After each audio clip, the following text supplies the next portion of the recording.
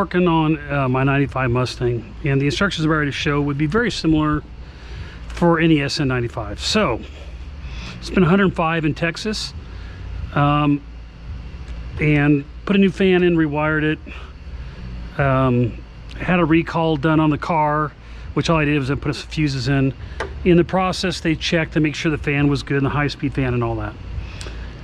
What happens is after about 20 minutes of this car stopping, and because I live in Texas, there's a lot of lights that you can be stuck at a light for 5 to 10 minutes. Within 20 minutes, the car is getting too hot. Now, it is not overheating, but it's still hotter than what I want. So what I'm going to do is put a pusher fan on this car. Basically what I'm doing is I'm offsetting it to this other fan. There'll be a little overlap on it, but what you don't want to do is put the two fans to each other, because that fan runs about 200 RPMs more than this one, and I want it to basically not fight the other fan. The other thing too is I'm getting it's not really a controller, it's more of a thermal switch, I would say. I'm going to install a thermal switch and have this run on its own configuration directly from the battery. Here's why. So what I'm going to do is set this to about 200 degrees to come on. In other words, I don't want it to run. It's going to run only if the thermostat kicks it in, and then I also want it to run if the car gets shut off. So because if somebody's renting this car, once it gets over about 220 degrees, I don't want the car to sit you know, when it could be cooling down, especially if someone stops to get gas or, you know, something like that. So this will run on its own controller. The computer controls the primary fan. That'll stay the same way, but I'm going to install this controller here, and I got to find a place for it, which is looking more difficult than I thought. And then it's only going to be, it'll be always on to the battery at around 200 degrees, and that way I know that this fan will only kick on under extreme conditions, but will not run on a regular basis. Well, it shouldn't anyways. So to do this, I simply had to remove, and you have to make sure you disconnect the battery. I had to remove the ABS sensor here. Just loosen or remove, not really remove it, but just move it off to the side to get the hood latch off to the side. And then I was able to get this fan in a good configuration. Again, the other fans like this one's on high, so it's a direct offset of it. And you know, you could probably say, well, can you buy a dual fan for this? You probably could, but I couldn't really find one that would fit with the original configuration and all that. And anyways, I don't want that to interfere. This is a Mitsubishi fan, and I think it runs about 2,000 RPMs. So I'm going to go ahead and connect this, put everything back together. I already pre-run a wiring harness for the fan, or for the wires. I'm probably going to put it inside this controller inside the well down there, because I really just don't have any other room for it. And this type of controller is about $60, not controller, but this thermal switch, I guess you'd say. Oh, it's about $60. It's an inexpensive one, but I would not use this. This is a 25 amp maximum.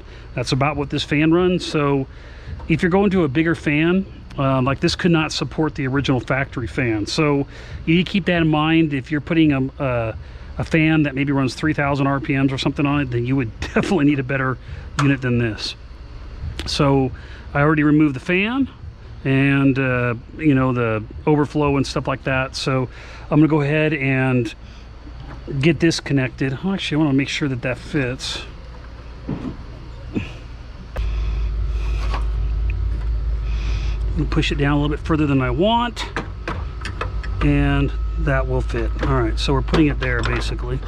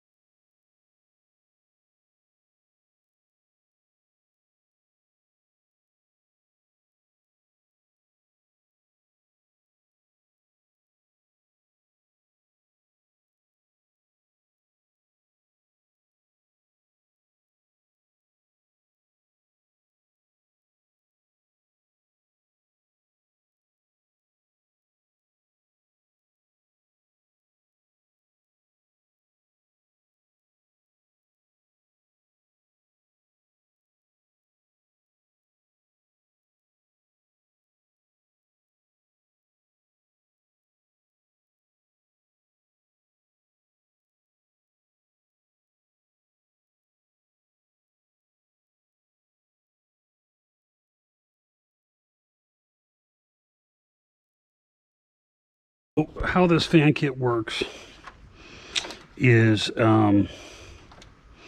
you have a loose red wire, which basically just goes to your battery terminal.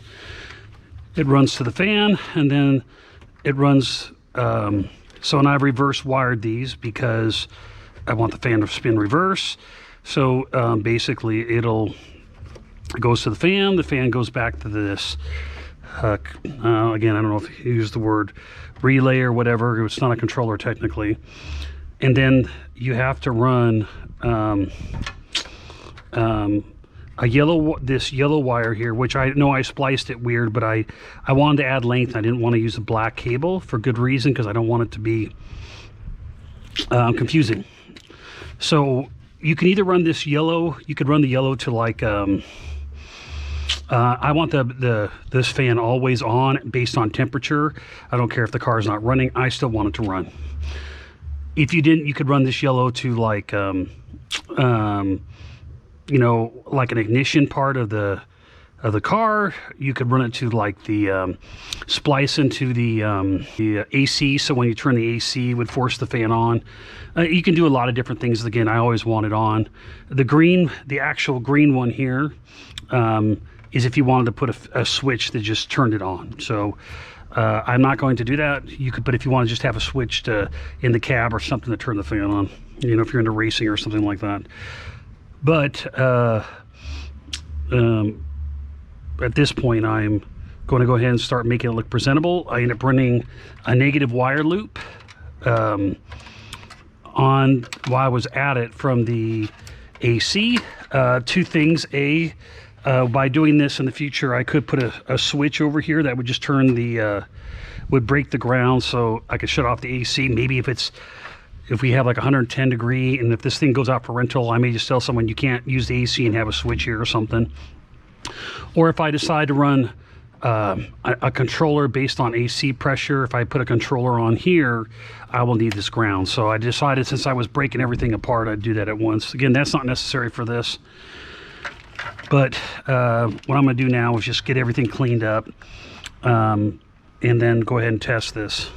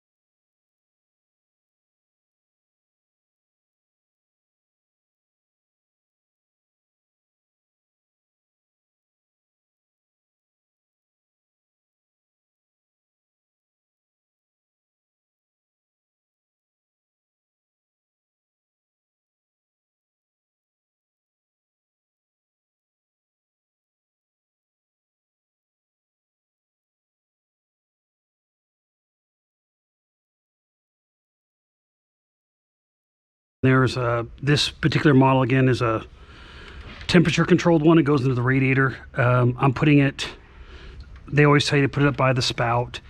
I'm also trying to put it in a location that doesn't mess with the fan.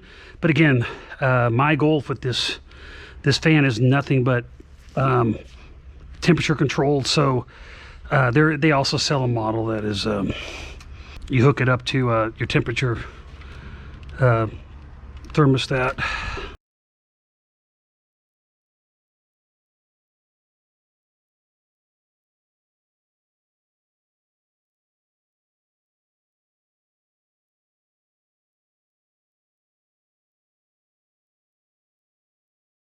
Fan came on a little too soon.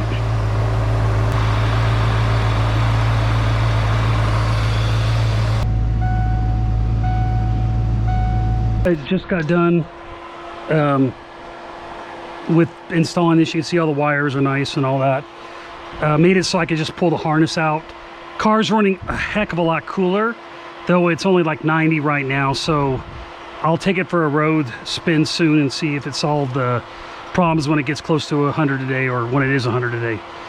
What I end up doing is turning the car on, and without the AC, I turn the AC on to get the car warm, turn the AC on, waited for this fan to, the main fan to come on, which is about, looked like about 220 degrees, which is hotter than I liked. And then I adjusted this fan to come on around the same temperature, a little bit sooner, because I feel the car gets a little too hot just on the fan. So you can hear it still running right now. Because it's directly to the battery, it's going to run until it cools down. Why I like this, because again, this is a rental car, if someone's driving it, the car will cool itself down. The risk is it can drain the battery on a real hot day. So again, I'm going to see how long it runs, make sure it doesn't run, you know, for 20 minutes and then I got a problem. Then I may have to adjust it up, the temperature up, to keep it from killing the battery. But at this point, I'm ready to go. I have a fan that's run by a computer, one that's run by a probe in the radiator. So they're independent and it's cooling the car. What these fans are running, I couldn't get it warm enough to adjust the fan. So I had to literally put it up to like 240 degrees and back it down, because it does cool the car that much better. So if you like this video, go ahead and smash the like button below. If you want to see more videos like this in the future, go ahead and click the subscribe button and the bell if you want some notifications.